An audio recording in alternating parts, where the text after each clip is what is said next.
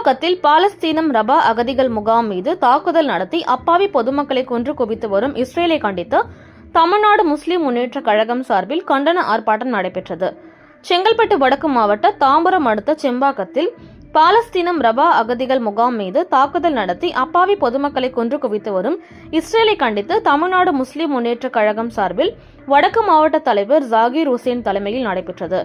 இதில் தமுமுக பொதுச் செயலாளர் பேராசிரியர் சஜாகனி மற்றும் விசிகா மாநில துணை பொதுச் செயலாளர் வன்னியரசு, மனிதநேய மக்கள் கட்சியின் மாநில பொதுச் செயலாளரும் தாம்பரம் மாநகராட்சி மாமன்ற உறுப்பினருமான தாம்பரம் யாக்கூப் கலந்து கொண்டு பாலஸ்தீன மக்களை கொன்று குவித்து இஸ்ரேலை கண்டித்து கண்டன உரையாற்றினார்.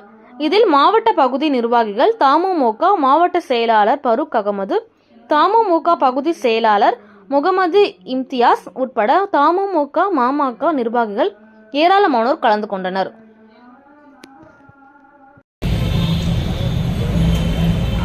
நாட்டுடைய விடுதலை போரை ஆதரிக்கக்கூடியவர்களும் இஸ்ரேலுக்கு எதிராக அவர்களுக்கு உறுதுணையாக இருந்தார்கள். இந்திரா காந்தி அவர்கள் உறுதுணையாக இருந்தார்கள். ராஜீவ் காந்தி உறுதுணையாக இருந்தார்கள். இந்திய மக்கள் பாலைத்தனத்துக்கு ஆதரவு நிலையை இருந்து கொண்டிருக்கின்றார்கள். மண்ணின் மைந்தர்களை இடம்பெற செய்கின்றார்கள். அன்றிலிருந்து இன்று வரைக்கும் தொடர்ச்சியாக 100 ஆண்டு கால போராட்டம். இந்த 100 ஆண்டு கால போராட்டத்தில் ஓங்கியவே சமுதாய ஒற்றுமை ஓங்கியவே நீங்கியவே. 1984ஆம் ஆண்டு யாசர் அரஃபாத் அவர்களுக்கு கொடுத்த வரவேற்பு உரை, தி ஃபேமஸ் இந்தியன் ஸ்பீச்சஸ் என்று சொல்லக்கூடிய,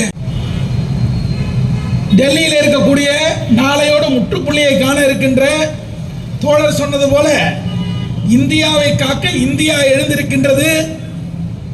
பயங்கர பாசிஸ்டுகள் இன்றைக்கு மாணவர்கள் பாலஸ்தீன பக்கமே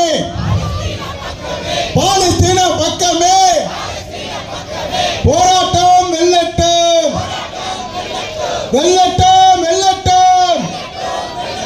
பாலஸ்தீன போராட்டம் வெல்லட்டும். இஸ்ரேல் பாசிசம்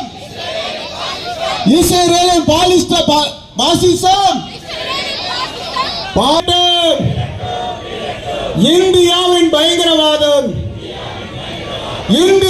பயங்கரவாதம் நாளையோட முடியட்டும்.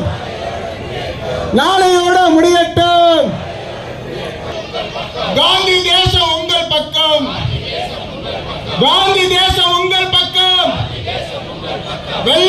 வெல்லட்டும். பாலஸ்தீன